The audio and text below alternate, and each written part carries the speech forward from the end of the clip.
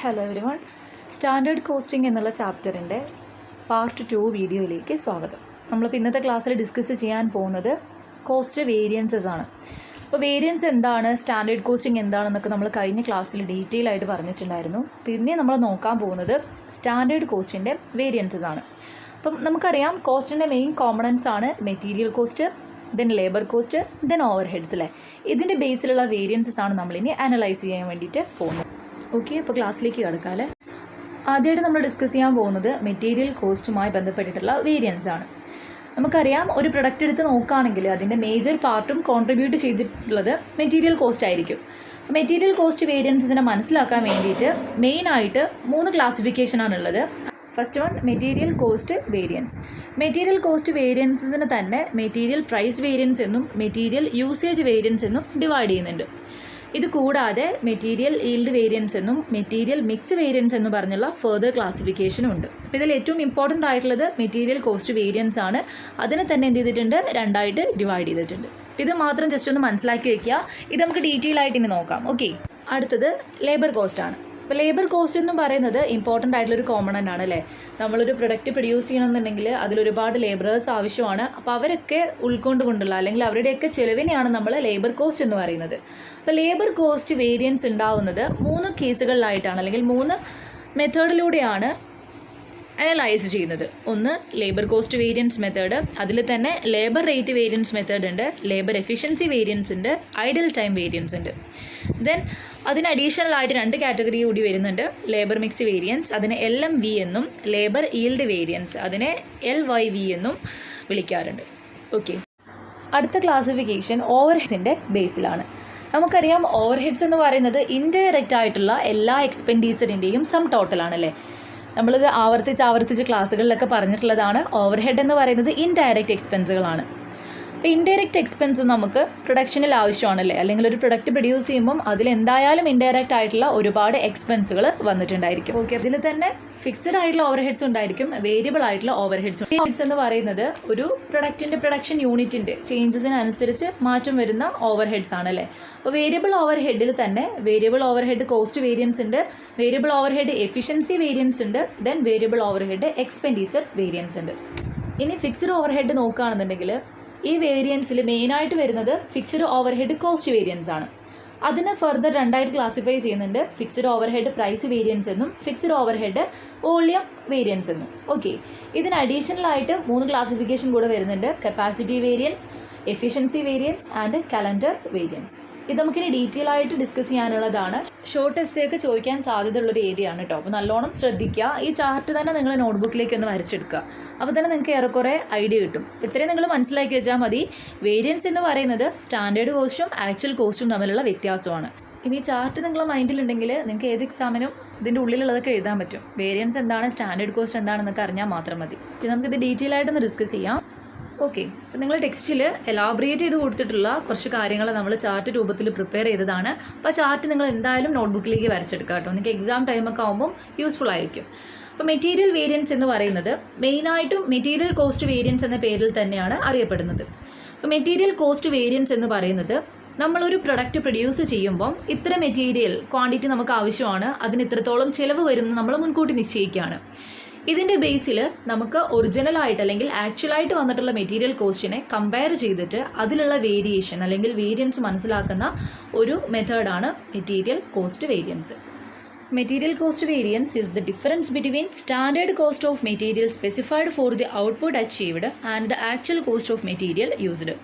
നമ്മൾ മുൻകൂട്ടി നിശ്ചയിച്ച് വെച്ച സ്റ്റാൻഡേർഡ് കോസ്റ്റ് ഓഫ് മെറ്റീരിയലിനെയും നമുക്ക് ഉണ്ടായിട്ടുള്ള ആക്ച്വൽ കോസ്റ്റ് ഓഫ് മെറ്റീരിയലിനെയും തമ്മിൽ കമ്പയർ ചെയ്യുന്നതിനെയാണ്, അല്ലെങ്കിൽ അത് തമ്മിലുള്ള ഡിഫറൻസിനെയാണ് നമ്മൾ മെറ്റീരിയൽ കോസ്റ്റ് വേരിയൻസ് എന്ന് പറയുന്നത്. നിങ്ങൾ ഇത്രയും കാര്യം മാത്രം ആലോചിച്ചാൽ മതി. വേരിയൻസ് കാണുന്നത് സ്റ്റാൻഡേർഡിൻ്റെയും ആക്ച്വലിൻ്റെയും കമ്പാരിസൺ നടത്തിയിട്ടാണല്ലേ. അപ്പം മെറ്റീരിയൽ കോസ്റ്റ് വേരിയൻസ് ആണെന്നുണ്ടെങ്കിൽ മെറ്റീരിയലിൻ്റെ ഒരു സ്റ്റാൻഡേർഡ് കോസ്റ്റും ഉണ്ടായിരിക്കും, അതുപോലെ തന്നെ ആക്ച്വലായിട്ട് വന്നിട്ടുള്ള കോസ്റ്റും ഉണ്ടായിരിക്കും. അതിനെന്ത് ചെയ്യുക, കമ്പയർ ചെയ്യുക, അത് തമ്മിലുള്ള വേരിയൻസ് കണ്ടുപിടിക്കുക എന്നുള്ളതാണ്.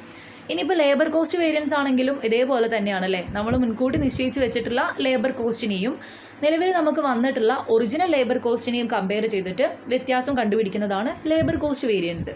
അതുപോലെയാണ് ഓവർഹെഡ് കോസ്റ്റ് വേരിയൻസും അല്ലേ. ഓവർ ഹെഡ് നമ്മൾ പ്ലാൻ ചെയ്ത് വെച്ചാൽ അല്ലെങ്കിൽ സ്റ്റാൻഡേർഡ് ഓവർ ഹെഡിനെ ആക്ച്വൽ വന്നിട്ടുള്ള ഓവർ ഹെഡുമായിട്ട് കമ്പയർ ചെയ്യുന്നതാണ് ഓവർ ഹെഡ് കോസ്റ്റ് വേരിയൻസ്. വളരെ സിമ്പിളായിട്ടുള്ള സാധനങ്ങളാണ് ഇത്. നിങ്ങൾ എന്തായാലും എക്സാമിന് വന്നിട്ടുണ്ടെങ്കിൽ എഴുതണം. കാരണം നിങ്ങൾക്ക് തന്നെ ആലോചിച്ചുണ്ടാക്കി എഴുതാൻ പറ്റുന്ന കാര്യങ്ങളാണ്.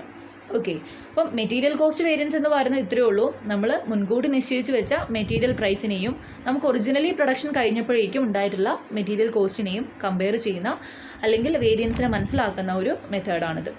ഇനി ഇതിനെ രണ്ടായിട്ട് ക്ലാസിഫൈ ചെയ്തിട്ടുണ്ടായിരുന്നു അല്ലേ, മെറ്റീരിയൽ പ്രൈസ് വേരിയൻസ് എന്നും മെറ്റീരിയൽ യൂസേജ് വേരിയൻസ് എന്നും.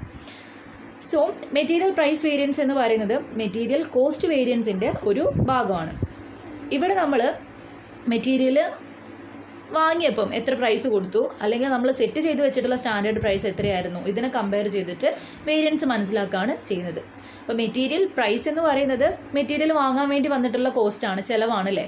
അപ്പോൾ നമ്മൾ മെറ്റീരിയൽ വാങ്ങിയപ്പം എത്ര ക്യാഷാണ് കൊടുത്തത്, നമ്മൾ എത്രയാവും എന്നാണോ വിചാരിച്ചത്, ഇതിനെ രണ്ടിനെയും കമ്പയർ ചെയ്തിട്ടാണ് മെറ്റീരിയൽ പ്രൈസ് വേരിയൻസ് കണ്ടുപിടിക്കുക. ഫോർ എക്സാമ്പിൾ, നമ്മളിപ്പം നമ്മുടെ ഫാക്ടറിയിലേക്ക് വേണ്ടിയിട്ട് ഒരു 1000 യൂണിറ്റ് റോ മെറ്റീരിയൽ വാങ്ങാമെന്ന് വിചാരിക്കാം. അപ്പോൾ വാങ്ങാൻ പോകുന്ന ആൾ വിചാരിച്ചത് അതിന് 1,00,000 റുപ്പീസ് ആവും എന്നാണ്. ഓക്കെ, പക്ഷേ അതിന് ശരിക്കും 1,20,000 റുപ്പീസ് ആയി. അപ്പോൾ അവിടെ 20,000 റുപ്പീസ് എന്താണ്, വേരിയേഷൻ ഉണ്ട് അല്ലേ, ഡിഫറൻസ് ഉണ്ട്. സോ ആ 20,000 റുപ്പീസിനെയാണ് നമ്മൾ മെറ്റീരിയൽ പ്രൈസ് വേരിയൻസ് എന്ന് പറയുന്നത്. ഇവിടെ നമ്മൾ സെറ്റ് ചെയ്ത് വെച്ച സ്റ്റാൻഡേർഡ് 1,00,000 ആയിരുന്നു, പക്ഷേ അതിൻ്റെ ഒറിജിനൽ മെറ്റീരിയൽ പ്രൈസ് 1,20,000 ആയി. സോ ഇത് തമ്മിലുള്ള വ്യത്യാസം, ആ വേരിയേഷനാണ് മെറ്റീരിയൽ പ്രൈസ് വേരിയൻസ്. ഓക്കെ, ഇതിന് അടുത്തത് മെറ്റീരിയൽ യൂസേജ് വേരിയൻസ് ആണ്. ഇത് മെറ്റീരിയലിൻ്റെ ഉപയോഗത്തിൻ്റെ അടിസ്ഥാനത്തിലുള്ളതാണെന്ന് പറയാം. നോക്കാം, material cost variance which is due to the difference between standard quantity and actual quantity used. നമ്മൾ പല കമ്മോഡിറ്റീസിലും പല അളവിലായിരിക്കും ചിലപ്പം റോ മെറ്റീരിയൽസ് ഉപയോഗിക്കുന്നുണ്ടാവുക അല്ലേ. നമ്മൾ വിചാരിച്ചിരുന്ന മെറ്റീരിയലിൻ്റെ യൂസേജ് അല്ലെങ്കിൽ സ്റ്റാൻഡേർഡ് ക്വാണ്ടിറ്റി നമ്മൾ ആക്ച്വൽ പ്രൊഡക്ഷനിലേക്ക് ഉപയോഗിച്ചിട്ടുണ്ടായിരിക്കില്ല. ഇതിൻ്റെ ഭാഗമായിട്ട് വരുന്ന മെറ്റീരിയൽ കോസ്റ്റിനെയാണ് നമ്മൾ മെറ്റീരിയൽ യൂസേജ് വേരിയൻസ് എന്ന് പറയുന്നത്. ഫോർ എക്സാമ്പിൾ, ഇപ്പോൾ ഒരു പ്രൊഡക്റ്റ് പ്രൊഡ്യൂസ് ചെയ്യണമെങ്കിൽ 100 യൂണിറ്റ് ഓഫ് റോ മെറ്റീരിയലാണ് നമുക്ക് വേണ്ടതെന്ന് നമ്മൾ ആൻറ്റിസിപ്പേറ്റ് ചെയ്തിരുന്നു. പക്ഷേ നമുക്കവിടെ 110 യൂണിറ്റ്സ് എന്ത് ചെയ്തു, ചിലവായിട്ടുണ്ട്. 100 യൂണിറ്റ്സ് വിചാരിച്ചിരുന്ന സ്ഥാനത്ത് 110 യൂണിറ്റ് ഉപയോഗിച്ചിട്ടാണ് ആ ഒരു പ്രൊഡക്റ്റിൻ്റെ പ്രൊഡക്ഷൻ കംപ്ലീറ്റ് ചെയ്തിട്ടുള്ളത്. അപ്പോൾ അവിടെ വന്നിട്ടുള്ള 10 യൂണിറ്റ് അധികമാണ് അല്ലേ. ഇതാണ് വേരിയൻസ് എന്ന് പറയുന്നത്. ഇനി നേരെ തിരിച്ചു ആവാം അല്ലേ. 100 യൂണിറ്റ് വിചാരിച്ചിരുന്ന ഒരു പ്രൊഡക്റ്റിൻ്റെ റോ മെറ്റീരിയലിൻ്റെ കേസിൽ ചിലപ്പോൾ 90 യൂണിറ്റ് ഉപയോഗിച്ചിട്ടുണ്ടാവുള്ളൂ. അവിടെയും എന്തുണ്ട്, വേരിയേഷൻ ഉണ്ട്, 10 യൂണിറ്റ് വേരിയേഷൻ ഉണ്ട് അല്ലേ. സോ മെറ്റീരിയൽ യൂസേജ് വേരിയൻസ് എന്ന് പറയുന്നത് ഒരു മെറ്റീരിയൽ നമ്മൾ ഉപയോഗിക്കുന്നതിൻ്റെ അടിസ്ഥാനത്തിൽ വന്നിട്ടുള്ള മെറ്റീരിയൽ കോസ്റ്റിൻ്റെ വേരിയേഷനാണ്. ദെൻ അടുത്തത് material mix variance. Material mix variances arises only when different materials are mixed to manufacture a product. നമ്മൾ ഒരു പെർട്ടിക്കുലർ കമ്മോഡിറ്റിയിൽ ഉപയോഗിക്കുന്ന മെറ്റീരിയൽ മിക്സ് ചിലപ്പം വ്യത്യാസം ഉണ്ടായിരിക്കും അല്ലേ. ഇപ്പോൾ ഒരു പ്രൊഡക്റ്റ് തന്നെ നമ്മൾ പല കാറ്റഗറിയിൽ ഉൽപ്പാദിപ്പിക്കുന്നുണ്ടെങ്കിൽ അതിൽ നമ്മൾ പല മെറ്റീരിയൽ മിക്സ് ആയിരിക്കും ഉപയോഗിക്കുന്നുണ്ടാവുക. ഫോർ എക്സാമ്പിൾ, ഒരു സോപ്പ് കമ്പനി ആണെന്നുണ്ടെങ്കിൽ അവിടെ പല കാറ്റഗറി ഓഫ് സോപ്പ് ഉൽപ്പാദിപ്പിക്കുന്നുണ്ടല്ലേ. അപ്പോൾ ഈ പല സോപ്പിൽ ഉപയോഗിക്കുന്നത് പല ഫ്രാഗ്രൻസ് ആണ്, പല എസൻസുകളാണ്, അല്ലെങ്കിൽ പല കെമിക്കൽസ് ഒക്കെ ആയിരിക്കും. അപ്പോൾ ഇതിനെ പല ക്വാണ്ടിറ്റിയിലായിരിക്കും നമ്മൾ ഓരോ സോപ്പിലേക്കും ചിലപ്പോൾ ആഡ് ചെയ്യുന്നുണ്ടാവുക. ഇതാണ് മെറ്റീരിയൽ മിക്സ് എന്ന് പറയുന്നത്. അപ്പോൾ മെറ്റീരിയൽ മിക്സിൽ വരുന്ന വേരിയേഷനെ കൊണ്ട് കോസ്റ്റിൽ ചേഞ്ച് ഉണ്ടാവാനുള്ള സാധ്യത ഉണ്ട് അല്ലേ. സോ മെറ്റീരിയൽ മിക്സ് വേരിയൻസ് എന്ന് പറയുന്നത് നമ്മൾ ഉപയോഗിക്കുന്ന ആ ഒരു മെറ്റീരിയലിൻ്റെ കോമ്പോസിഷനിൽ വരുന്ന ചേഞ്ചിനെ കൊണ്ടുണ്ടാവുന്ന വേരിയൻസ് ആണ്. അപ്പോൾ ഇവിടെ നമ്മൾ പല മിക്സ്ചർ ആയിരിക്കും പല കമ്മോഡിറ്റിക്ക് വേണ്ടിയിട്ട് ഉപയോഗിക്കുന്നുണ്ടാവുക. സോ ഇതിനെ കൊണ്ടുണ്ടാവുന്ന സ്റ്റാൻഡേർഡ് കോസ്റ്റിലെയും ആക്ച്വൽ കോസ്റ്റിലെയും വ്യത്യാസത്തിനെയാണ് നമ്മൾ മെറ്റീരിയൽ മിക്സ് വേരിയൻസിലൂടെ മെഷർ ചെയ്യുന്നത്. അടുത്തത് മെറ്റീരിയൽ ഈൽഡ് വേരിയൻസ്. ഇവിടെ ഈൽഡ് എന്നതുകൊണ്ട് ഉദ്ദേശിക്കുന്നത് ഔട്ട്പുട്ട് എന്നാണ്. നമ്മൾ വിചാരിച്ച സ്റ്റാൻഡേർഡ് ഔട്ട്പുട്ടിനെയും ആക്ച്വൽ ഔട്ട്പുട്ടിനെയും കമ്പയർ ചെയ്തിട്ട് അതിൻ്റെ വേരിയൻസ് കണ്ടുപിടിക്കുന്ന ഒരു ടെക്നിക്കാണ് മെറ്റീരിയൽ ഈൽഡ് വേരിയൻസ്. ഇത് ശരിക്കും മെറ്റീരിയൽ യൂസേജ് വേരിയൻസിൻ്റെ ഒരു പാർട്ടാണെന്ന് പറയാം. നമ്മൾ സെറ്റ് ചെയ്ത് വെച്ച സ്റ്റാൻഡേർഡ് ഔട്ട്പുട്ടിനെയും നമുക്ക് ഒറിജിനലി ഉണ്ടായിട്ടുള്ള ആക്ച്വൽ ഔട്ട്പുട്ടിനെയും കമ്പയർ ചെയ്ത് അതിൻ്റെ വേരിയൻസ് മനസ്സിലാക്കുന്ന ടെക്നിക്കാണ് മെറ്റീരിയൽ ഈൽഡ് വേരിയൻസ്. അപ്പോൾ ഈൽഡ് എന്ന ടേം കൊണ്ട് ഇവിടെ ഉദ്ദേശിക്കുന്നത് ഔട്ട്പുട്ട് ആണെന്നുള്ള കാര്യം നിങ്ങൾ മറക്കാതിരിക്കുക. അടുത്തത് ലേബർ വേരിയൻസസ്. ലേബേഴ്സ് എന്ന് പറയുന്നത് തൊഴിലാളികളാണല്ലേ. അപ്പോൾ അതുമായി ബന്ധപ്പെട്ടിട്ടുള്ള വേരിയേഷൻസ് ആണ് നമ്മൾ ഇതിലൂടെ മനസ്സിലാക്കുന്നത്. ഈ ലേബർ വേരിയൻസിനെ വേജ് വേരിയൻസ് എന്നും വിളിക്കാറുണ്ട്. അപ്പോൾ മെറ്റീരിയൽ വേരിയൻസ് പോലെ തന്നെ ഇമ്പോർട്ടൻ്റ് ആയിട്ടുള്ള ഒരു മെത്തേഡ് ഓഫ് വേരിയൻസ് ആണ് ലേബർ വേരിയൻസ്. ഇവിടെ നമ്മൾ സ്റ്റാൻഡേർഡ് കോസ്റ്റ് ഓഫ് ലേബറിനെയാണ് ഡിറ്റർമൈൻ ചെയ്ത് വെക്കുന്നത്. Standard cost of labour set ചെയ്ത് വെക്കും. നമുക്ക് ആക്ച്വലി ഇൻകർ ആയിട്ടുള്ള ലേബർ കോസ്റ്റിനെ അതുമായിട്ട് കമ്പയർ ചെയ്തിട്ട് വേരിയൻസ് കണ്ടുപിടിക്കുകയാണ് ചെയ്യുക. അപ്പോൾ ഇവിടെയും മെയിനായിട്ടുള്ള ക്ലാസിഫിക്കേഷൻ ലേബർ കോസ്റ്റ് വേരിയൻസ് തന്നെയാണ്. ഇതിൽ തന്നെ ലേബർ റേറ്റ് വേരിയൻസും ലേബർ എഫിഷ്യൻസി വേരിയൻസും ഐഡിയൽ ടൈം വേരിയൻസും ഉണ്ട്. ഇതിന് അഡീഷണലായിട്ട് ലേബർ മിക്സ് വേരിയൻസും ലേബർ ഈൽഡ് വേരിയൻസും ഉണ്ട്. നമ്മൾ ആ ചാർട്ട് പറഞ്ഞിട്ടുണ്ടായിരുന്നു, അതൊന്ന് മനസ്സിലേക്ക് കൊണ്ടുവരാം കേട്ടോ. അപ്പോൾ ലേബർ കോസ്റ്റ് വേരിയൻസ് എന്ന് പറയുന്നത് വേജ് വേരിയൻസ് തന്നെയാണ്. നമ്മൾ സെറ്റ് ചെയ്ത് വെച്ചിട്ടുള്ള ലേബർ കോസ്റ്റിൻ്റെ സ്റ്റാൻഡേർഡ് കോസ്റ്റും അതുപോലെ തന്നെ ഒറിജിനലി നമുക്ക് ഉണ്ടായിട്ടുള്ള ആക്ച്വൽ ലേബർ കോസ്റ്റും തമ്മിലുള്ള വ്യത്യാസമാണ് ലേബർ കോസ്റ്റ് വേരിയൻസ്. അപ്പോൾ ഇവിടെ മൂന്നായിട്ടാണ് ഇതിനെ ഡിവൈഡ് ചെയ്തിട്ടുള്ളത്. First one labour rate variance അല്ലെങ്കിൽ പേ വേരിയൻസ് എന്നൊക്കെ പറയാറുണ്ട്.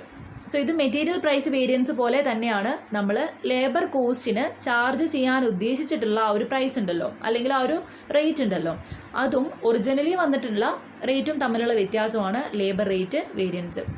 ഫോർ എക്സാമ്പിൾ, നമ്മൾ പ്രൊഡക്ഷനിലേക്ക് വേണ്ടിയിട്ട് ഉപയോഗിച്ചിട്ടുള്ള ലേബേഴ്സിന് 1 lakh rupees ആണ് വേജസ് കൊടുക്കേണ്ടി വരിക എന്ന് വിചാരിക്കുക. ഇത് നമ്മൾ സെറ്റ് ചെയ്ത് വെച്ചിട്ടുള്ള സ്റ്റാൻഡേർഡ് ആണല്ലേ. അപ്പം ഇതിന് ഒറിജിനലി നമ്മൾ പേ ചെയ്തിട്ടുള്ളത് 1,20,000 rupees ആണെന്നുണ്ടെങ്കിൽ ആ 20,000 വേരിയേഷൻ നമ്മുടെ ലേബർ റേറ്റ് വേരിയൻസ് ആണ്. നമ്മൾ സെറ്റ് ചെയ്ത് വെച്ചിട്ടുള്ള ലേബർ കോസ്റ്റിൻ്റെ സ്റ്റാൻഡേർഡിനെയും അതുപോലെ തന്നെ ആക്ച്വലി നമ്മൾ പേ ചെയ്തിട്ടുള്ള വേജസ് അല്ലെങ്കിൽ ലേബർ ചാർജിൻ്റെയൊക്കെ കമ്പാരിസൺ നടത്തിയിട്ട് അതിൻ്റെ വേരിയൻസ് കണ്ടുപിടിക്കുന്ന ടെക്നിക്കാണ് ലേബർ റേറ്റ് വേരിയൻസ്. ഇനി ലേബർ എഫിഷ്യൻസി വേരിയൻസ് ഉണ്ട്. It is that portion of labor cost variance which arises due to the difference between standard hours specified for the actual output and the actual hours spent. നമ്മൾ ഒരു particular unit of output produce ചെയ്യാൻ വേണ്ടിയിട്ട് set ചെയ്ത് വെച്ചിട്ടുള്ള standard ടൈമും അതുപോലെ തന്നെ original ജോലിയിൽ സ്പെൻഡ് ചെയ്തിട്ടുള്ള ആക്ച്വൽ ഹവേഴ്സും തമ്മിലുള്ള ഡിഫറൻസ് ആണ് labour efficiency variance. For example, ഒരു ജോബ് ചെയ്ത് തീർക്കാൻ വേണ്ടിയിട്ട് 24 hours ഫിക്സ് ചെയ്തു എന്ന് വിചാരിക്കാം. അത് അതിൻ്റെ സ്റ്റാൻഡേർഡ് ടൈമാണ്. ഒരാൾക്ക് 24 hours ഒരു ജോലി ചെയ്ത് തീർക്കാനായിട്ട് സാധിക്കുമെന്ന് വിചാരിക്കുക.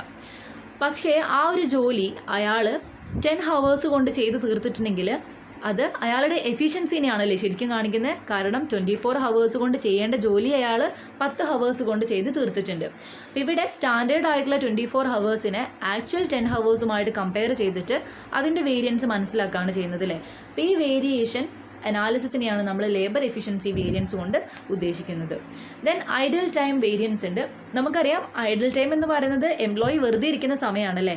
ഈ ഇൻ്റർവെൽ ടൈമിനും ബ്രേക്ക് ടൈമിനൊക്കെ പുറമെ അയാൾ വർക്ക് ചെയ്യാതെ വെറുതെ ഇരിക്കുന്ന സമയത്തിനെയാണ് ഐഡിയൽ ടൈം കൊണ്ട് ഉദ്ദേശിക്കുന്നത്. അപ്പം ഇതും ലേബർ കോസ്റ്റ് വേരിയൻസിൻ്റെ ഒരു ഭാഗമായിട്ടാണ് കണക്കാക്കുന്നത്. പലപ്പോഴും ഒരു ഓർഗനൈസേഷനിൽ അബ്നോർമൽ ഐഡിയൽ ടൈം ഉണ്ടാവാം. നമ്മൾ ഇതൊക്കെ ഡീറ്റെയിൽ ആയിട്ട് ക്ലാസ്സിൽ ഡിസ്കസ് ചെയ്തിട്ടുള്ള കാര്യമാണ് അല്ലേ. അപ്പോൾ ഐഡിയൽ ടൈം അങ്ങനെ ഉണ്ടാവുന്നത് ഒന്നുകിൽ ഒരു വർക്കർക്ക് സുഖമില്ലാതെ ആവുമ്പോഴോ അല്ലെങ്കിൽ പവർ പോകുമ്പോഴോ മെഷീൻ ബ്രേക്ക് ഡൗൺ ആകുമ്പോഴൊക്കെയാണ് അല്ലേ. അപ്പോൾ ഇതൊക്കെയാണ് അബ്നോർമൽ ആയിട്ടുള്ള ഐഡിയൽ ടൈം. അപ്പോൾ ഇവിടെ നമ്മൾ ഐഡിയൽ ടൈം ഓൾറെഡി സെറ്റ് ചെയ്ത് വെച്ചിട്ടുണ്ടായിരിക്കും. ഫോർ എക്സാമ്പിൾ, ഒരു ഓർഗനൈസേഷനിൽ 10 minutes ആണ് ഐഡിയൽ ടൈമിൻ്റെ സ്റ്റാൻഡേർഡ് സെറ്റ് ചെയ്തിട്ടുള്ളതെന്ന് വിചാരിക്കാം. ഓക്കെ, പക്ഷേ എംപ്ലോയീസിൻ്റെ കേസ് പരിശോധിച്ചപ്പോൾ 15 minutes ഒക്കെ അവരെന്ത് ചെയ്യുന്നുണ്ട്, ഐഡലായിട്ട് ഇരിക്കുന്നുണ്ട്, വെറുതെ ഇരിക്കുന്നുണ്ട്. അപ്പോൾ ഇവിടെ 5 minute എക്സ്ട്രാ ആണല്ലേ. ആ 5 minute എന്ന് പറയുന്നത് വേരിയൻസ് ആണ്. അപ്പോൾ ഇതിനെയാണ് ഐഡിയൽ ടൈം വേരിയൻസ് കൊണ്ട് ഉദ്ദേശിക്കുന്നത്. അപ്പോൾ വർക്കേഴ്സ് നോർമൽ ഉണ്ടാവാൻ സാധ്യതയുള്ള ഐഡിയൽ ടൈമിന് പുറമെ അബ്നോർമൽ ആയിട്ട് എത്ര ടൈം ഐഡലായിട്ട് എടുക്കുന്നുണ്ട്, ഇതിനെയാണ് അല്ലെങ്കിൽ ഇത് തമ്മിലുള്ള വേരിയൻസിനെയാണ് ഐഡിയൽ ടൈം വേരിയൻസ് എന്ന് പറയുന്നത്. അടുത്തത് ലേബർ മിക്സ് വേരിയൻസ്. നമ്മൾ ഒരു ജോലി ചെയ്യാൻ വേണ്ടിയിട്ട് അസൈൻ ചെയ്ത് കൊടുക്കുന്ന ആൾക്കാർ അല്ലെങ്കിൽ അസൈൻ ചെയ്ത് കൊടുക്കുന്ന എംപ്ലോയീസിൻ്റെ കോമ്പോസിഷനിലും പലപ്പോഴും മാറ്റം വരാം അല്ലേ.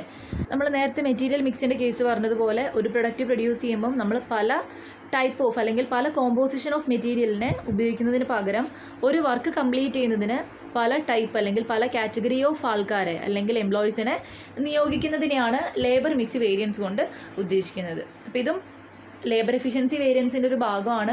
ലേബർ ഫോഴ്സിൻ്റെ കോമ്പോസിഷനിൽ വരുന്ന മാറ്റം കൊണ്ടുണ്ടാകുന്ന വേരിയൻസ് ആണ് labour mix variance. Then labour yield variance ഉണ്ട്. ലേബർ ഈൽഡ് വേരിയൻസും മെറ്റീരിയൽ ഈൽഡ് വേരിയൻസിനെ പോലെ തന്നെയാണ്. നമ്മൾ വിചാരിക്കുന്ന ആക്ച്വൽ ഔട്ട്പുട്ടിനെയും സ്റ്റാൻഡേർഡ് ഔട്ട്പുട്ടിനെയുമാണ് ഇവിടെ കമ്പയർ ചെയ്യുന്നത്. ഒരു 10 ആൾക്കാർ ചേർന്നിട്ട് 1000 units പ്രൊഡ്യൂസ് ചെയ്യണമെന്ന് പറയുന്നത് ഒരു സ്റ്റാൻഡേർഡ് മെഷർമെൻ്റ് ആണല്ലേ. പക്ഷെ അവർ പ്രൊഡ്യൂസ് ചെയ്തിട്ടുള്ളത് 500 units ആണെങ്കിൽ അവിടുത്തെ വേരിയൻസ് എന്ന് പറയുന്നത് 500 തന്നെയാണ് അല്ലേ. സോ ഇവിടെ ആക്ച്വലി ലേബേഴ്സിൻ്റെ അടുത്ത് നിന്നും ആൻറ്റിസിപ്പേറ്റ് ചെയ്തിട്ടുള്ള സ്റ്റാൻഡേർഡിലേക്ക് ആക്ച്വൽ ഔട്ട്പുട്ട് എത്തിയിട്ടില്ല. അപ്പോൾ ഇതിനെയാണ് നമ്മൾ ലേബർ ഈൽഡ് വേരിയൻസ് കൊണ്ട് ഉദ്ദേശിക്കുന്നത്. അപ്പോൾ ഈൽഡ് എന്നതുകൊണ്ട് ഉദ്ദേശിക്കുന്നത് എന്താണ്? ഔട്ട്പുട്ടാണ്. അപ്പോൾ നിങ്ങളത് മറക്കാതിരിക്കുക. അപ്പോൾ നമ്മളിപ്പോൾ പറഞ്ഞത് ലേബർ കോസ്റ്റ് വേരിയൻസ് ആയിരുന്നു. അതിൽ തന്നെ ലേബർ റേറ്റ് വേരിയൻസും എഫിഷ്യൻസി വേരിയൻസും ഐഡിൽ ടൈം വേരിയൻസും പറഞ്ഞു. Then labour mix variance and labour yield variance. ഏതെങ്കിലും പോയിന്റുകളിൽ ഡൗട്ട് ഉണ്ടെങ്കിൽ കോൺടാക്ട് ചെയ്യുക കേട്ടോ. ദെൻ അടുത്തതായിട്ട് നോക്കാനുള്ളത് ഓവർ ഹെഡ് വേരിയൻസസ് ആണ്. നമുക്കറിയാം ഓവർ ഹെഡ് എന്ന് പറയുന്നത് ഇൻഡയറക്റ്റ് ആയിട്ടുള്ള എക്സ്പെൻസസ് ആണ്. ഡയറക്റ്റ് ആയിട്ടുള്ള 2 എക്സ്പെൻസുകളുടെ കേസാണ് നമ്മളിപ്പോൾ ഡിസ്കസ് ചെയ്തത് അല്ലേ, മെറ്റീരിയലിൻ്റെയും ലേബറിൻ്റെയും. ഇതിന് പുറമേ ഒരു പ്രൊഡക്റ്റിൽ ചാർജ് ചെയ്യേണ്ട എക്സ്പെൻസുകളാണ് ഓവർ ഹെഡ് എക്സ്പെൻസുകൾ. അപ്പോൾ ഇതിൻ്റെ വേരിയൻസസ് ആണ് നമുക്കിനി നോക്കാനുള്ളത്. ഓവർ ഹെഡ്സിനെ ഫിക്സ്ഡ് ഓവർ ഹെഡ്സ് എന്നും വേരിയബിൾ ഓവർ ഹെഡ്സ് എന്നും ക്ലാസിഫൈ ചെയ്യുന്നുണ്ട്. വേരിയബിൾ ഓവർ ഹെഡ് വേരിയൻസ് എന്ന് പറയുന്നത് വേരിയബിൾ ഓവർ ഹെഡ് കോസ്റ്റിൻ്റെ സ്റ്റാൻഡേർഡ് കോസ്റ്റും ആക്ച്വൽ കോസ്റ്റും തമ്മിലുള്ള ഡിഫറൻസ് ആണ് അല്ലേ. അപ്പോൾ ഇതിൽ തന്നെ മെയിനായിട്ട് വരുന്ന categories variable over head cost variance, variable over head efficiency variance and variable over head expenditure variance ആണ്. മെയിനായിട്ടും ഇതിൽ ഒറ്റ കാറ്റഗറി ഉള്ളൂ, variable over head cost variance. ഇതിനെ സബ്ബായിട്ട് ഡിവൈഡ് ചെയ്തിട്ടുള്ളതാണ് വേരിയബിൾ ഓവർ ഹെഡ് എഫിഷ്യൻസി വേരിയൻസും variable over head expenditure variance. Variable over head efficiency variance കൊണ്ട് ഉദ്ദേശിക്കുന്നത് difference between allowed variable over head and absorbed variable over head. നമ്മൾ പറഞ്ഞിട്ടുണ്ടായിരുന്നു അല്ലേ, over ഹെഡ്സിനെ നമ്മൾ അബ്സോർബ് ചെയ്യുകയാണ് ചെയ്യുക, അല്ലെങ്കിൽ അപ്പോർഷൻ ചെയ്യുകയാണ് ചെയ്യുക. ഓരോ പ്രൊഡക്റ്റിലേക്കും നമ്മൾ എൻറ്റയർ ഓവർ ഹെഡ്സിനെ, ഇൻഡയറക്റ്റ് ആയിട്ടുള്ള എക്സ്പെൻസസിനെ ചാർജ് ചെയ്യുന്നുണ്ട് അല്ലേ. അപ്പോൾ ഇവിടെ നമ്മൾ ചാർജ് ചെയ്യാൻ ഉദ്ദേശിച്ചിരുന്ന അല്ലെങ്കിൽ അലോ ചെയ്തിരുന്ന വേരിയബിൾ ഓവർ ഹെഡിൻ്റെ പാർട്ടും അതുപോലെ തന്നെ ഒറിജിനലി നമ്മൾ ആ ഒരു ഡിപ്പാർട്ട്മെൻറ്റിലേക്ക് അല്ലെങ്കിൽ യൂണിറ്റിലേക്ക് ചാർജ് ചെയ്തിട്ടുള്ള വേരിയബിൾ ഓവർ ഹെഡിൻ്റെ യൂണിറ്റ്സിനെയും കമ്പയർ ചെയ്യുന്ന മെത്തേഡിനെയാണ് variable over head efficiency variance കൊണ്ട് ഉദ്ദേശിക്കുന്നത്. ഫോർ എക്സാമ്പിൾ, നമ്മൾ ഒരു പ്രൊഡക്റ്റ് പ്രൊഡ്യൂസ് ചെയ്തപ്പം അതിൽ ഇൻഡയറക്റ്റ് മെറ്റീരിയൽ കോസ്റ്റ് 30,000 രൂപ വരും എന്നാണ് ആൻറ്റിസിപ്പേറ്റ് ചെയ്തത്. അവിടെ 3 പ്രൊഡക്ഷൻ ഡിപ്പാർട്ട്മെൻറ്റ് ഉണ്ടെന്ന് വിചാരിക്കുക. സോ ഈ ഇൻഡയറക്റ്റ് ആയിട്ടുള്ള മെറ്റീരിയലിനെ 3 ഡിപ്പാർട്ട്മെൻറ്റിലേക്കും അപ്പോർഷൻ ചെയ്യുമ്പോൾ ഈക്വൽ ആയിട്ടാണ് അപ്പോർഷൻ ചെയ്യുന്നതെന്ന് വിചാരിക്കുക. അപ്പോൾ ഓരോ ഡിപ്പാർട്ട്മെൻറ്റിനും 10,000 രൂപ വെച്ചിട്ട് 30,000 നമ്മൾ കവർ ചെയ്യൂലേ.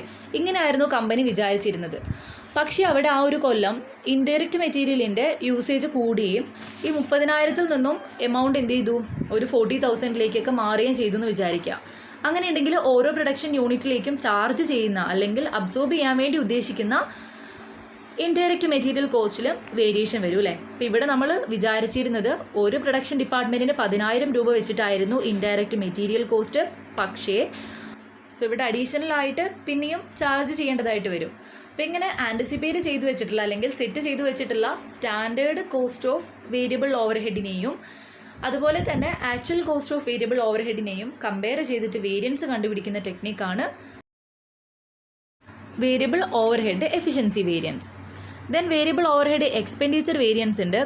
ഇവിടെ difference between actual variable over head incurred and allowed variable over head based on the actual hours വർക്കിഡിനെയാണ് variable over head expenditure variance കൊണ്ട് ആക്ച്വൽ ഹവേഴ്സിൻ്റെ അടിസ്ഥാനത്തിൽ നമ്മൾ ഇൻകർ ചെയ്യാൻ സാധ്യതയുള്ള വേരിയബിൾ ഓവർ ഹെഡിനെ മുൻകൂട്ടി നിശ്ചയിച്ചതിനെയും അതുപോലെ തന്നെ ആക്ച്വലി ഉണ്ടായിട്ടുള്ള വേരിയബിൾ ഓവർ ഹെഡിനെയും കമ്പയർ ചെയ്ത് വേരിയൻസ് കണ്ടുപിടിക്കുന്ന ഒരു മെത്തേഡാണിത്. ഇവിടെ സെറ്റ് ചെയ്ത് വെച്ചിട്ടുള്ള standard of variable over head കോസ്റ്റിനെയും ആക്ച്വൽ കോസ്റ്റ് ഇൻകേർഡിനെയുമാണ് കമ്പയർ ചെയ്യുന്നത്. Okay, then fixed over head variance. Fixed over ഹെഡ്സിൻ്റെ പ്രത്യേകത ഒരു നിശ്ചിത കാലയളവിലേക്ക് ആ ഒരു amount of over head fixed ആയിരിക്കും എന്നുള്ളതാണ് അല്ലേ. റെൻറ്റ് ഒരു ഫിക്സ്ഡ് ആയിട്ടുള്ള ഓവർ ഹെഡാണ്.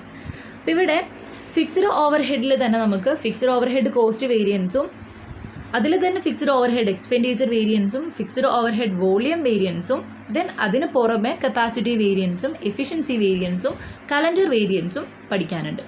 അപ്പോൾ fixed over head expenditure variance കൊണ്ട് ഉദ്ദേശിക്കുന്നത് difference between budgeted fixed over head and actual fixed over head.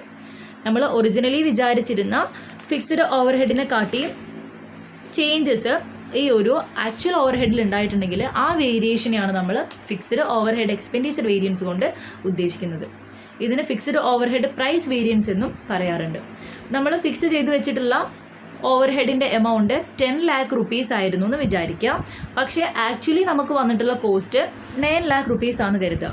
അപ്പോൾ ഈ 10 lakhും 9 lakhും തമ്മിലുള്ള ഡിഫറൻസ് ഉണ്ടല്ലോ, 1 lakh rupee, അതൊരു വേരിയൻസ് ആണ്. അപ്പോൾ ഇവിടെ പറയുന്നത് ഇത്രയേ ഉള്ളൂ, നമ്മൾ ഫിക്സ് ചെയ്ത് വെച്ചിട്ടുള്ള അല്ലെങ്കിൽ സെറ്റ് ചെയ്ത് വെച്ചിട്ടുള്ള ഫിക്സ്ഡ് ഓവർ ഹെഡിനെയും ആക്ച്വലി ഉണ്ടായിട്ടുള്ള ഫിക്സ്ഡ് ഓവർ ഹെഡിനെയും കമ്പയർ ചെയ്ത് വേരിയൻസ് കണ്ടുപിടിക്കുന്ന ഒരു മെത്തേഡാണിത്. ദെൻ അടുത്തത് fixed over head volume variance. It is the difference between fixed over head absorbed and budgeted fixed over head. നമ്മൾ സെറ്റ് ചെയ്ത് വെച്ചിട്ടുള്ള ബഡ്ജറ്റഡ് ഫിക്സ്ഡ് ഓവർ ഹെഡും അതുപോലെ തന്നെ അബ്സോർബ് ചെയ്ത് കൊടുത്തിട്ടുള്ള ഫിക്സ്ഡ് ഓവർ ഹെഡും തമ്മിലുള്ള വ്യത്യാസത്തിനെയാണ് fixed over head volume variance കൊണ്ട് ഉദ്ദേശിക്കുന്നത്. ഫോർ എക്സാമ്പിൾ റെൻറ്റ് നമ്മൾ ചാർജ് ചെയ്യാൻ ഉദ്ദേശിച്ചത് ഓരോ ഡിപ്പാർട്ട്മെൻറ്റിലേക്കും അല്ലെങ്കിൽ ഓരോ യൂണിറ്റിലേക്കും 5000 റുപ്പീസ് വീതമാണെന്ന് വിചാരിക്കുക. ഇത് നമ്മൾ ഓൾറെഡി ആൻറ്റിസിപ്പേറ്റ് ചെയ്ത് വെച്ചിട്ടുള്ള ഒരു ബഡ്ജറ്റഡ് ഫിഗർ ആണല്ലേ. പക്ഷേ റെൻറ്റ് വന്നപ്പം റെൻറ്റ് ചാർജിൽ വ്യത്യാസം ഉണ്ടായി. അതുകൊണ്ട് തന്നെ നമ്മൾ ഓരോ ഡിപ്പാർട്ട്മെൻറ്റിലേക്കും അബ്സോർബ് ചെയ്യാൻ ഉദ്ദേശിച്ചിരുന്ന റേറ്റിലും മാറ്റം വന്നു. ഈ വേരിയേഷനെയാണ് fixed over head volume variance കൊണ്ട് ഉദ്ദേശിക്കുന്നത്.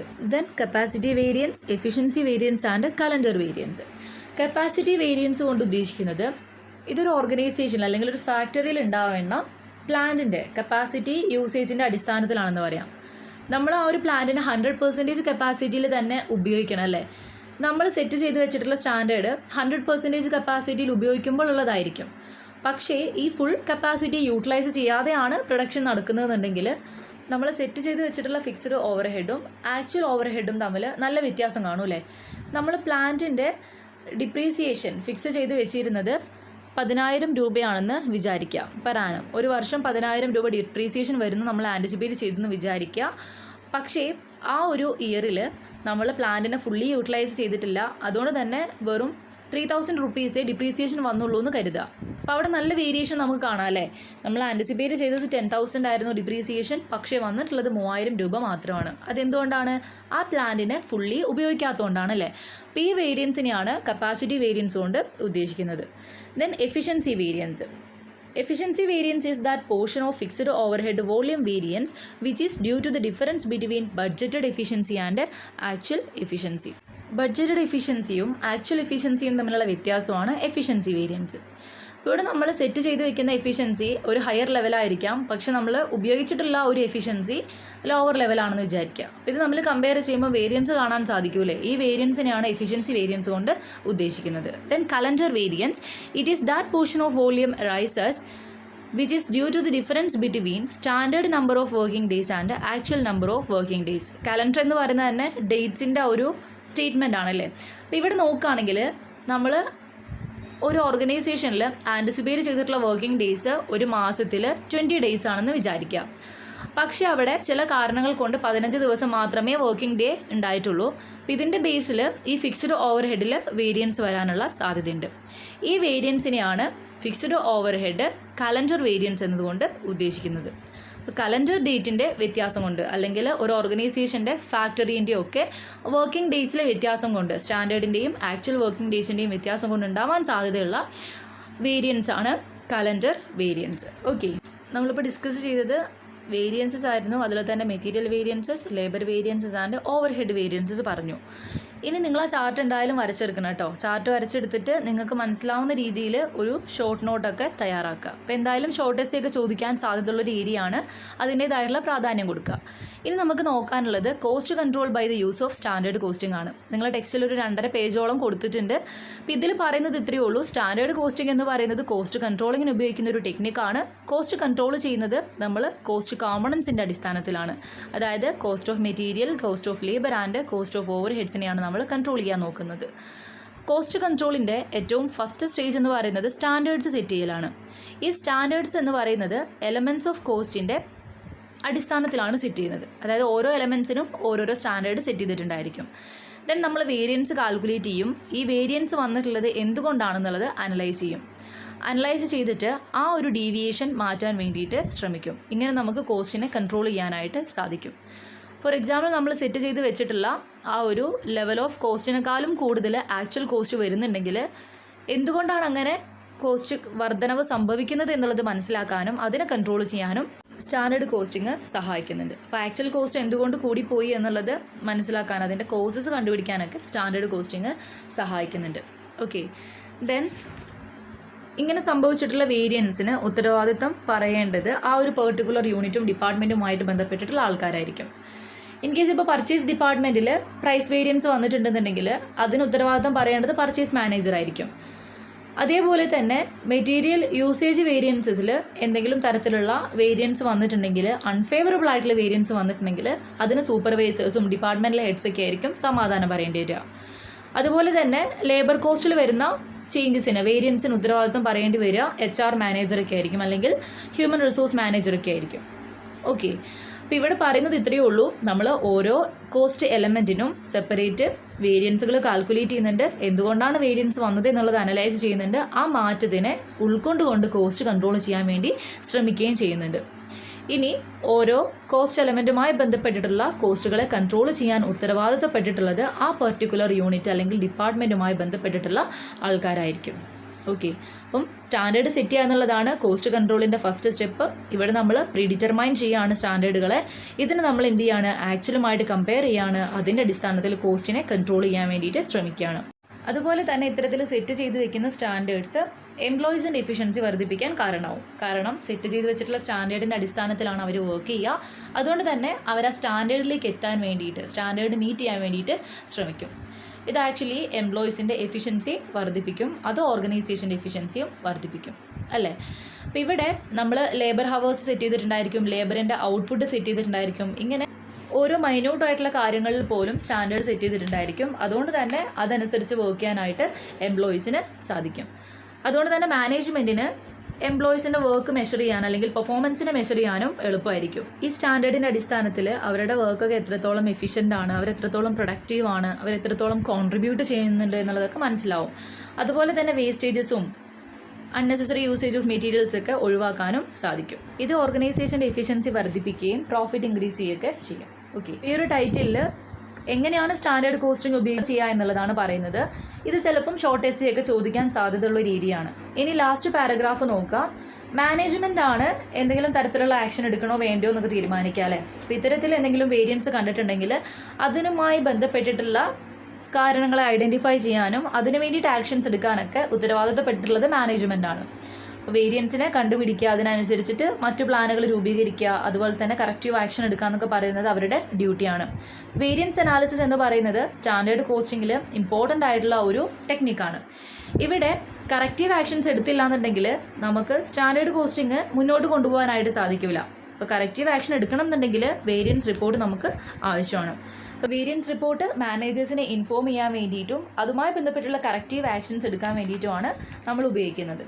ഓക്കെ, ഇത്രയേ ഉള്ളൂ. സ്റ്റാൻഡേർഡ് കോസ്റ്റിംഗ് എന്ന് പറയുന്നത് നമ്മൾ സെറ്റ് ചെയ്ത് വെച്ചിട്ടുള്ള സ്റ്റാൻഡേർഡിനെ ആക്ച്വൽ കോസ്റ്റുമായിട്ട് കമ്പയർ ചെയ്തിട്ട് അല്ലെങ്കിൽ ആക്ച്വൽ ഔട്ട്പുട്ടുമായിട്ടൊക്കെ കമ്പയർ ചെയ്തിട്ട് എത്രത്തോളം വേരിയൻസ് വരുന്നുണ്ടെന്നുള്ളത് മനസ്സിലാക്കാനും അതിൻ്റെ അടിസ്ഥാനത്തിൽ പുതിയ പുതിയ തീരുമാനങ്ങൾ എടുക്കാനും നിലവിൽ വന്നിട്ടുള്ള ആ ഒരു വേരിയേഷനെ കൺട്രോൾ ചെയ്യാനും വേണ്ടിയിട്ടാണ്. അപ്പോൾ സ്റ്റാൻഡേർഡ് കോസ്റ്റിംഗ് എന്ന് പറയുന്നത് ഒരു ഓർഗനൈസേഷനെ സംബന്ധിച്ചിടത്തോളം കോസ്റ്റ് കൺട്രോളിങ്ങിന് ഉപയോഗിക്കാൻ പറ്റുന്ന ഏറ്റവും സിമ്പിൾ ആയിട്ടുള്ള ഒരു ടെക്നിക്കാണ്. അപ്പോൾ നിങ്ങൾ ആ പാരഗ്രാഫ് ഒന്ന് ഡീറ്റെയിൽ ആയിട്ട് വായിച്ച് നോക്കുക. നമ്മൾ ഈ പറഞ്ഞ കാര്യങ്ങൾ തന്നെയാണ് അതിൽ എലോബറേറ്റ് ചെയ്ത് കൊടുത്തിട്ടുള്ളത്. അപ്പോൾ നിങ്ങളത് വായിച്ചിട്ട് ചെറിയ ചെറിയ പോയിന്റ്സ് ആയിട്ട് നോട്ട് ചെയ്ത് വെക്കുക കേട്ടോ. അപ്പോൾ എക്സാമിന് ചിലപ്പോൾ ചോദിക്കാൻ സാധ്യതയുള്ളൊരു ഏരിയ ആയിട്ട് നമുക്കിതിനെ കണക്കാക്കാം. ഇനി നിങ്ങൾ ജസ്റ്റ് അവിടെ കൊടുത്തിട്ടുള്ള ക്വസ്റ്റ്യൻസ് ഒന്ന് നോക്കുക. സ്റ്റാൻഡേർഡ് കോസ്റ്റിംഗ് എന്താണെന്ന് ചോദിക്കാൻ സാധ്യതയുണ്ട്, അതുപോലെ തന്നെ സ്റ്റാൻഡേർഡ് കോസ്റ്റ് എന്താണെന്ന് ചോദിക്കാനുള്ള സാധ്യതയുണ്ട്, ദെൻ വേരിയൻസ് എന്താണെന്ന് ചോദിക്കാനുള്ള സാധ്യതയുണ്ട്. പിന്നെ നമ്മൾ ഡിസ്കസ് ചെയ്ത ഓരോ വേരിയൻസ് ഉണ്ടല്ലോ, material cost variance, labour cost variance, over head variance, ഇതൊക്കെ 2 വെയിറ്റേജിന് ചോദിക്കാൻ സാധ്യതയുള്ളതാണ് കേട്ടോ. അതുപോലെ തന്നെ നിങ്ങൾ നോക്കേണ്ട എസ്സേ പാർട്ട് എന്ന് പറയുന്നത് ഡിഫറൻസ് ആണ്. Difference between standard costing and budgetary control. അതുപോലെ തന്നെ നമ്മളിപ്പോൾ പറഞ്ഞല്ലോ എങ്ങനെയാണ് കോസ്റ്റ് കൺട്രോളിങ് ഈ ഒരു സ്റ്റാൻഡേർഡ് കോസ്റ്റിങ്ങിലൂടെ ഉറപ്പാക്കാൻ സാധിക്കുക, ദെൻ അതുപോലെ തന്നെ വേരിയൻസസിൻ്റെ ആ ഒരു ക്ലാസിഫിക്കേഷൻ. ഇത്രയും കാര്യങ്ങൾ നിങ്ങൾ നിർബന്ധമായിട്ട് പഠിച്ചിരിക്കുക. കാരണം ഈ ചാപ്റ്റർ ഇതിൽ ഇൻക്ലൂഡ് ചെയ്തിട്ടുള്ളത് തന്നെ തിയറിറ്റിക്കലി ഇമ്പോർട്ടൻ്റ് ആയിട്ടുള്ളത് കൊണ്ടാണ്. കോസ്റ്റ് അക്കൗണ്ടിങ്ങിൽ തിയറിക്കും പ്രോബ്ലത്തിനും ഒരുപോലെ പ്രാധാന്യം കൊടുക്കണമെന്ന് പറഞ്ഞിട്ടുണ്ടായിരുന്നു. അപ്പോൾ ഇവിടെ നമ്മുടെ ടെക്സ്റ്റ് ബുക്കിൽ 60:40 റേഷ്യോയിലാണ് ക്വസ്റ്റ്യൻ വരുന്നതെന്ന് പറഞ്ഞിട്ടുണ്ട്. പക്ഷേ അങ്ങനെയൊന്നും എക്സാമിന് ആ ഒരു പ്രപ്പോർഷനൊന്നും നമുക്ക് കാണാൻ സാധിക്കില്ല. പലപ്പോഴും പല രീതിയിലും മാറി മറിഞ്ഞൊക്കെ ക്വസ്റ്റ്യൻ ചോദിക്കാറുണ്ട്. സോ തിയറിയും പഠിക്കുക, അതുപോലെ തന്നെ പ്രോബ്ലവും പഠിക്കുക. ഇനി പ്രോബ്ലം പഠിക്കാൻ ബുദ്ധിമുട്ടുള്ളവരാണെങ്കിൽ തിയറിക്ക് നല്ലോണം പ്രാധാന്യം കൊടുക്കുക. അത്യാവശ്യം നല്ലപോലെ തിയറി ക്വസ്റ്റ്യൻസ് വരുന്ന ഒരു പ്രോബ്ലം പേപ്പറാണ് കോസ്റ്റ് അക്കൗണ്ടിങ്. അപ്പോൾ ഇവിടെ സ്റ്റാൻഡേർഡ് കോസ്റ്റിംഗ് അതുപോലെ തന്നെ ബജറ്റിംഗ് ആൻഡ് ബജറ്ററി കൺട്രോൾ ഈ ചാപ്റ്ററൊക്കെ നല്ലപോലെ നോക്കി പോവുക. എസ് സി ഒക്കെ ചോദിക്കാൻ ചാൻസുള്ള ഏരിയ ആണ്. അതുപോലെ തന്നെ ഫസ്റ്റത്തെ 2 ചാപ്റ്റേഴ്സും. ഇത് കോസ്റ്റ് അക്കൗണ്ടിങ്ങിൻ്റെ ലാസ്റ്റ് ക്ലാസ് ആണ്.